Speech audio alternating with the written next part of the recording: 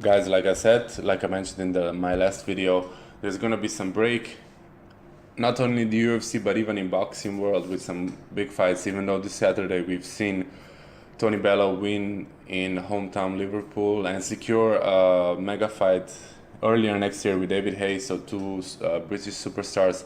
A huge fight for European boxing fans. It's gonna sell out the football stadium, I'm sure.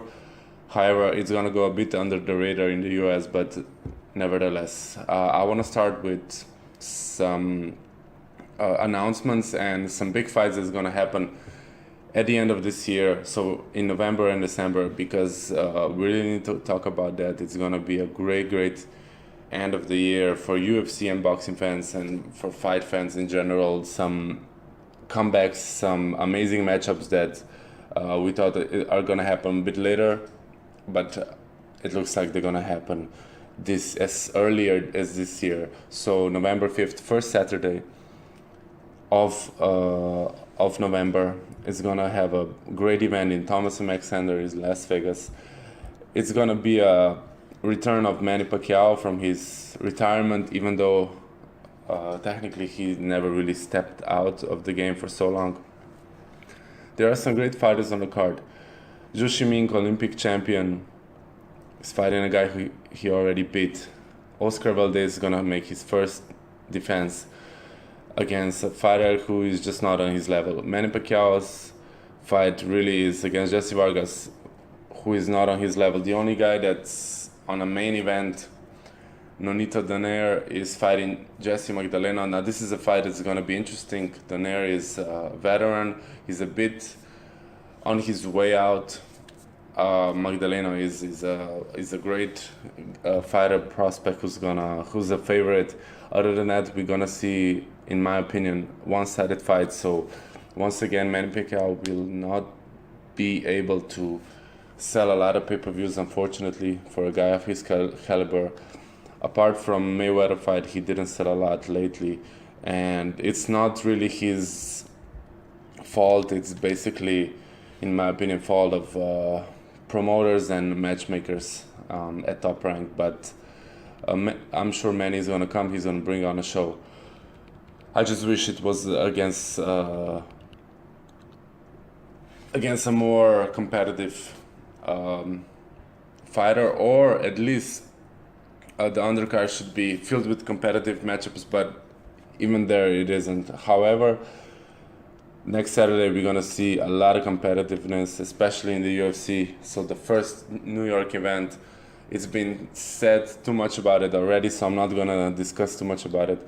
Main event, of course, Conor McGregor, Eddie Alvarez, but we're gonna see title fights in the welterweight division, in women's divisions, and we're gonna see some previous champs that are going back to the top, so fighting for their chance to fight for the title as well. So an amazing event, best event in UFC history. Even Dana White confirmed it. So week later, November 19th, T-Mobile Arena. So the brand new T-Mobile Arena in Las Vegas is gonna host this year's big fight. So this is the biggest fight in boxing this year. So both top 5 pound for pound fighters in the world, Sergey Kovalev, the Russian crusher, and Andre Ward, Oakland, so California's native son. It's gonna be an amazing fight. It's a really, if Mayweather was the favorite against Pacquiao, once again the American is the favorite here on betting side, so Andre Ward. But I cannot wrap my head around that, because these are both undefeated fighters, both champions. Kovalev has size advantage. Andre Ward has perhaps technical and speed advantage. However, I see this as a 50-50 fight. I don't know anybody who doesn't, to be completely honest with you. When I talk with people about this fight, they're just blown away like I am. It's gonna be a boxing fest for fans. It's gonna be a festival of an amazing performance, and I cannot wait. It's the fight I'm looking most forward to, even though we got some more to talk about. For example, a week later, again in Las Vegas, this time in Cosmopolitan. Another super fight. So this time in lower division. So Vasyl Lomachenko is gonna fight Nicolas Waiters. Waiters, an undefeated fighter with great power. And Vasyl Lomachenko, two-time Olympic champion. Probably the best amateur boxer of all time, and now he's climbing. He's got 8 fights under him. He's climbing, even though he's already a champion in professional ranks, but he's gaining a lot of support, not only in Europe, because we already know, especially in Eastern Europe, we already know he's a once-in-a-generation type of fighter, but in America, he's gained a lot of support. I've been reading on forums. Even in his loss, he gained a lot of fans with his composure, and especially we already know his technique, speed is high tech. That's how they start calling him in US. His high tech is basically perfect. The guy makes rarely a mistake at all, and he's just waiting to capitalize on opponent's mistakes. So, and Nicolas Waiters is relying on his strength, on his power. So guys, fighters like that usually tend to make mistakes because it opens the other guy up so they can capitalize on power, but I don't think it's going to work against Lomachenko. I see Lomachenko really taking over the weight divisions around him and just become one of the greats of all time. That's what I want for him, and I think that's his plans for the future. Then we have 2 fights that I want to talk about. And first I'm going to talk about the later fight, the fight that it's later in the date, so 30th of December. UFC 207 is going to be a great event because it's a return of Ronda Rousey, the most famous women's MMA fighter of all time. She's coming back after, it's going to be maybe 13 months after her last loss, which is not that long, but fans have been, and media and everybody has been pressuring her. When is she coming back? When is she coming back? Now she's coming back. It hasn't been really a big layoff, to be completely honest with you. So I got nothing bad to say about that. She took exactly as much time as needed after a knockout loss, which was definitely bad for her, not only mentally, of course, but even physically. She had some problems, so I'm happy for her that she took her time. She's taking on Amanda Nunes, which is a Brazilian champion, the only one we have right now in the UFC. Nevertheless, she's one of those, even though she's been fighting for 8 years, it's going to be 9 years soon, but she's fighting completely changed for the last 2 years. Since her loss to Kat Zingano, she just looks different. She looks like she just adopted this new age philosophy. So she's crazy on the feet. She's great on the ground. Of course, as Brazilian, she's got great jiu-jitsu and judo. I'm expecting a great war. It all depends on Ronda, though. She's capable of beating Amanda Nunes. She's used to getting these big fights, pressure fights. It's gonna be end of the year, so it's gonna be a great card for sure. Definitely no Conor McGregor, though. UFC doesn't even need him on this card since Ronda is gonna bring in big numbers, and it's in Las Vegas, so Conor probably won't fight there anymore. I think this ban that he just got for throwing bottles at press conference is actually in his favor, because he didn't really want to fight so far from Ireland anyway. New York is a couple hours away, 5-6 hours flight. I don't really know how much is it from Dublin, but it's almost like he's fighting at home. It's not a long flight compared to, I don't know, he's got to go to LA, stay there for a couple of weeks, and then fight in Nevada. Here, I haven't even seen it. The fight is right around the corner. I think he's still in Ireland, so he doesn't even need a camp in New York. And so yeah, I believe it's a good thing that New York has legalized MMA. So I think Conor is gonna fight Ireland and Boston and New York. That's gonna be his 3 cities, and he doesn't need more. I'm sure New York is gonna headline, MSG is gonna headline an event in maybe a Super Bowl weekend. So that's gonna be Conor's return. I wish he wins against Eddie Alvarez. I want him to make history. And then I wish he defended featherweight against Dominic Cruz, which is a winnable fight for him. It's a legitimate defense. It's another super fight, another guy with a belt, so it's gonna be very easy to sell. And Dominic Cruz wants it as well. Both of these guys deserve this big fight. So, and then make a light, if he beats Cruz, of course, make a lightweight defense. Go on and retire. I think he's gonna make a lot. So maybe 2017 will be last year for Conor McGregor if he wins all of his next fights. So Ronda Rousey, Amanda Nunes, UFC 207 end of this year. And then the fights that it's been announced lately, haven't heard from either of the fighters yet, but I'm sure we're gonna hear anytime soon. Vladimir Klitschko against Anthony Joshua. Now Klitschko, as you know, lost after years of being undefeated. Lost last year against Tyson Fury. Now Tyson Fury was trying to get in shape, get completely out of shape. Got completely out of shape after their fight, after he won the belt.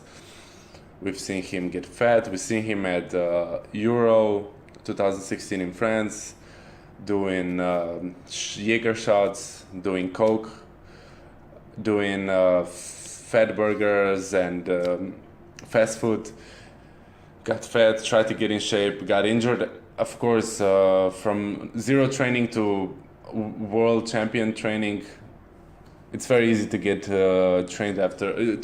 injured after this jump. So hurting his ankle, went back to probably fast food and coke, got fat again, just called it quits and fell into depression, as a lot of people, most people will probably do after being on top of the world. Now trying to get back to that and defending his top is very hard, so he had to give away his titles. And now for these titles, they will fight again Vladimir Klitschko, Olympic champion in Atlanta 96 against Olympic champion in London 2012, Anthony Joshua. To be honest, I didn't really want to see Fury Klitschko fight, because it was the only reason they had a rematch was because of the titles. The fight was completely unattractive. It had some maybe 2 or 3 moments where there was a bit of excitement, but 12 rounds of snooze fest, to be completely honest. Vladimir looked like a guy who didn't know how to fight against a taller fighter, even though he did that in his career already. On the other side, Fury was just doing enough to win. Completely not a fight that should be categorized as a heavyweight world title fight, but it was at that time the 2 best in the world in the heavyweight division have fought. But now a young lion has come to take his, and Anthony Joshua is similar size as Klitschko, similar power, similar build. He's a bit faster, of course. He's younger, he's hungrier, and I just see Anthony Joshua just ahead of his time. He doesn't have a lot of fights compared to Klitschko, but I see him ahead of his time, stepping in instead of Fury and just taking all the titles available, all the main titles in the heavyweight division, and just make him as the king of the heavyweight division, bring back the glory of the heavyweight division. And all kudos to Vladimir. He was a great champion. He had a lot of critics as well, but nothing to take away from his career. One of the greats. He's in his last stages of his career now, on 40 years mark, and Anthony Joshua still not in his prime, to be completely honest. Olympic champion, now just running through pros like they're nothing. No one even gave him troubles. even if he gets hit, it doesn't seem like to face him. He's like maybe a Golovkin of heavyweight division right now. I have a lot of faith in this kid, and I just think Anthony Joshua is gonna beat Vladimir Klitschko. It's gonna be hard to take Vlad out. I mean, they've been training together already. They know each other. Anthony, of course, got a lot better since then, but nevertheless, Vlad, he's in for a very tough night. I commend him just for taking this fight. It's basically. It's a very risky fight for Klitschko, but it just proves what kind of warrior he is. He never really shy away from challenge. People talk away he was ducking and dodging, but who has he ducked or dodged? I mean, there wasn't a lot of great heavyweights at his time anyway. The only other great was basically his brother, Vitaly, and we cannot really force them to fight, to be completely honest. Other than that, they dismantled all of them, either Vitaly or Vladimir. They destroyed all other great heavyweights of their time, or good heavyweights of their time. But now new generation is coming. Tyson Fury already showed it, even though he's probably out of the game. We got Anthony Joshua, and we're gonna see who else is gonna come. That's it. I mean, I've talked too much about it, more than 15 minutes about boxing and UFC fights. I'm just happy it's happening. I'm just happy we're gonna finally see some great fights. It all came into fruition very late. Even Conor and Eddie, they came into fruition a month before a fight. Now Ronda, basically 3 months, and then Anthony Joshua, Vladimir Klitschko. It's basically a month and a half from now. So everything didn't have so much time to process. Nevertheless, I think this is even better now. So we get the news, get the promotion over, and the fight is gonna happen. So we don't have that excitement for so long, and I can't wait. I can't wait for these fights, and I think 2017 is gonna be even better. A lot of great fights on the horizon. So talk to you guys then.